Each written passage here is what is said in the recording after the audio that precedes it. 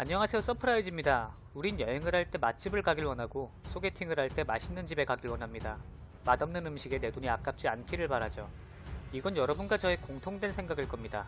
하지만 우린 순수하죠. 맛집 홍보글에 쉽게 낚이고 같은 실수를 반복합니다.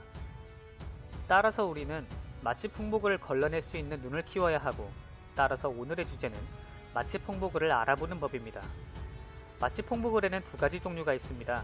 직접 가서 먹어보고 글을 쓰는 블로그 체험단의 글과 직접 가서 먹어보지 않고 글을 쓰는 원고 형식의 글입니다.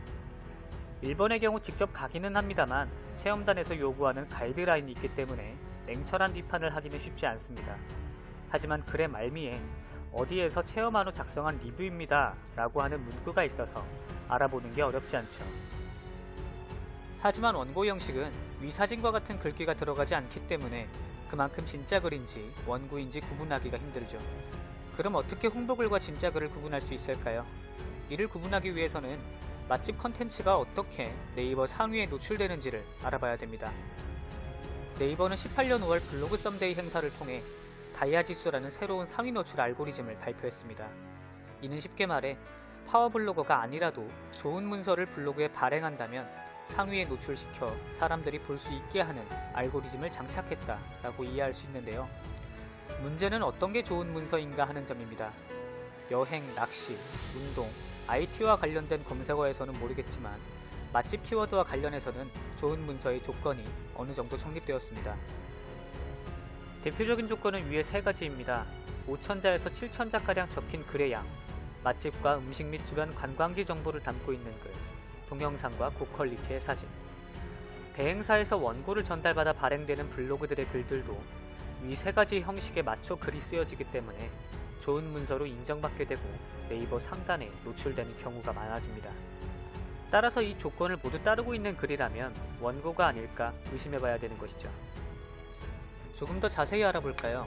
첫 번째는 5천자에서 7천자가량의 원고의 양입니다.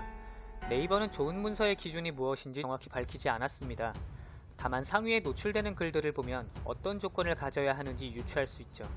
그 중에 하나가 원고의 양입니다.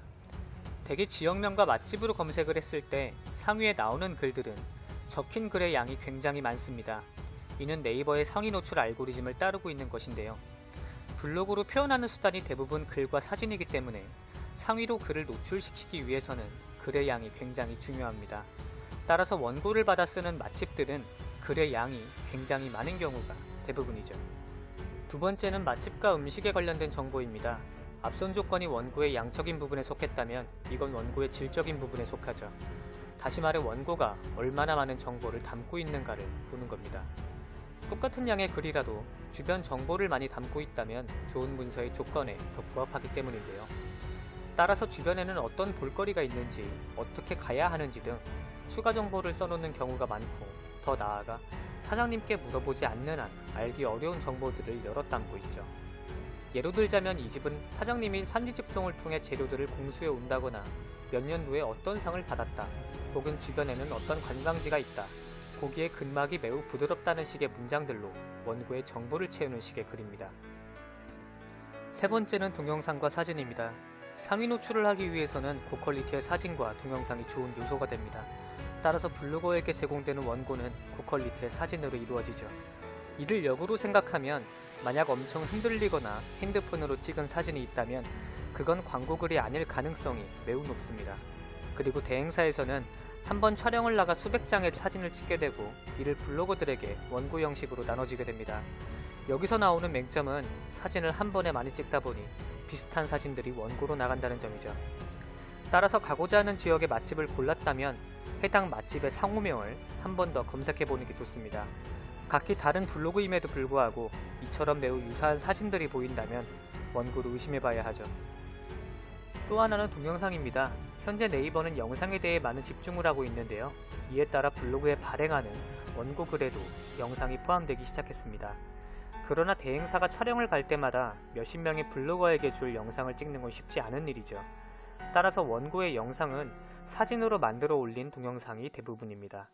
만약 검색한 맛집 블로그에 많은 원고의 양, 고퀄리티의 사진과 함께 사진으로만 만들어진 이런 동영상이 올라와 있다면 의심해봐야 하는 부분일 겁니다. 따라서 맛집 홍보글을 걸러내기 위해선 글의 양이 굉장히 많지는 않은가, 사진으로 만든 영상이 있는가, 글에 과도한 정보가 담겨 있는가, 이 세 가지 등을 확인하시면 대체적인 윤곽을 잡으실 수 있을 겁니다. 그러나 굳이 원고가 아니라도 이 형식을 지키며 글을 쓰시는 진성 블로거 분들이 있으실 겁니다.